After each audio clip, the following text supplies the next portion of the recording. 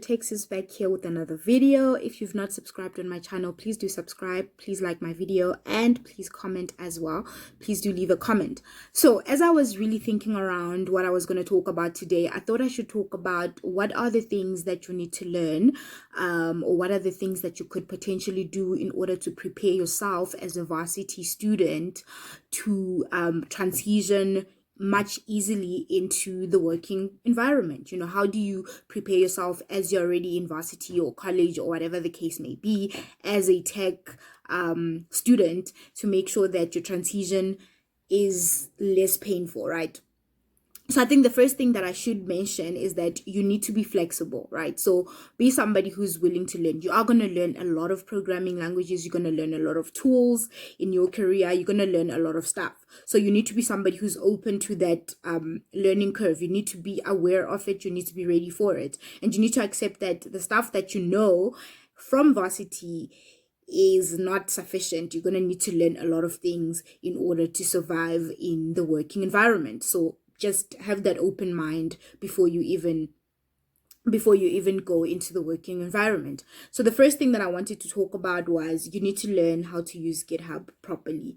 If you're fortunate enough, I think some universities do, or some colleges or whatever, some institutions, they do teach you how to use GitHub. Do learn how to use it. It's going to make your life a lot easier as well, even when you're still in varsity, to just know that your work is safe somewhere, and you can just go access it whenever. Something could happen to your PC. It's a really, really good practice. But most importantly, it's something that you're going to have to use when you get to work. When you actually now get into the corporate world, you are going to need to learn how to use things like GitHub, to make sure that everybody can see your work. There's version control, so you need to really, really learn how to use that.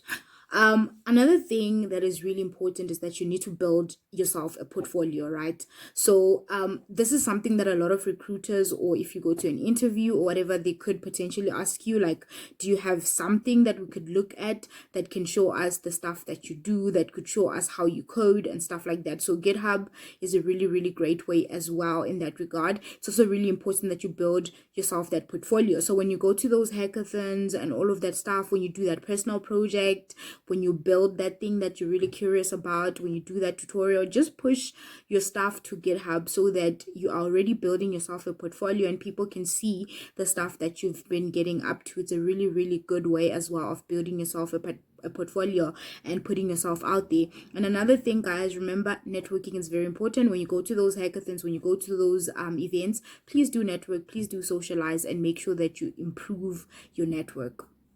Right. So another thing is use platforms such as HackerRank. I really love HackerRank actually for those short coding questions, right? They're going to improve your reasoning, but also most importantly, you're actually going to be preparing for interviews as well, because a lot of careers or a lot of jobs you're going to apply for, when you start applying for work, they're going to give you some sort of assessment online where you need to do some short coding questions. So usually the HackerRank questions are going to really, really prepare you for such time. So please do familiarize yourselves with that. Do solve some questions there. It's a really nice hobby to have, so check that out.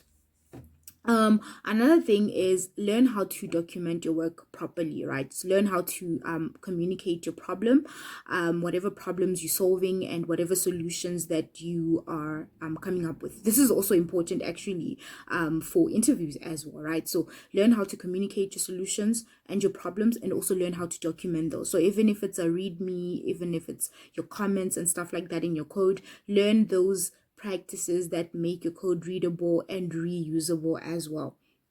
Right. So you can actually communicate, I guess, the problems you're solving or the solutions that you are designing using things like flow charts. You can use your UML diagrams, or just using like business process modeling notation as well, just to make sure that you are able to communicate your solutions properly, that even if somebody who isn't really a tech person, or somebody who's not really like actively coding and stuff like that, can look at your solution and make sense of whatever it is that you're doing, that would be very useful. And while we're still on that, please do learn learn databases as well. That's very important. I think for anybody who's going to have some sort of coding job, be it you're going to be a software developer, be it you're going to be a data scientist, you are going to work with databases a lot. So please do familiarize yourself with databases and all of that stuff, and how to integrate that into whatever code that you're doing.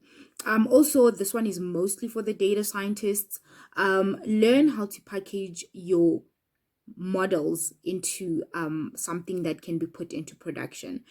This is something that I think is actually something most of you might have to learn, like personally, because it's not really something that's actively taught in varsity. At least when I was in university, I wasn't taught how to do that. So this is something that you're going to have to learn, right? So when you get to the working environment, yes, you are going to have your notebook with your model and stuff, but that's, we can't really use that to do anything in the business if it's in a notebook and stuff, unless if, yeah.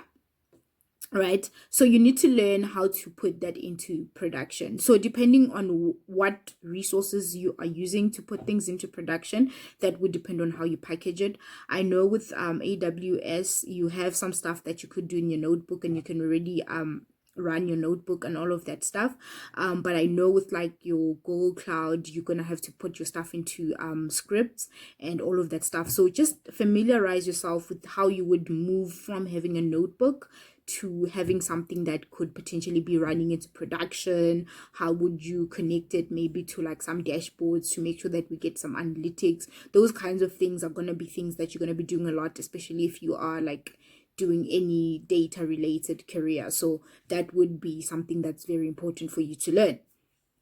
And while we're still on that as well, do familiarize yourself with cloud resources. So they have free credits, guys. Apply those free credits and learn how to use their if you are, say, a data scientist, learn how to use, let's say, the AI platform on GCP, right? And all of that stuff. Just familiarize yourself with tools that would be useful for you. It will be something that's very, very useful if you can go into that interview when you're looking for that job and say, hey, so I'm familiar with, say, AWS, because a lot of corporate companies love AWS. That will really put you at a nice advantage.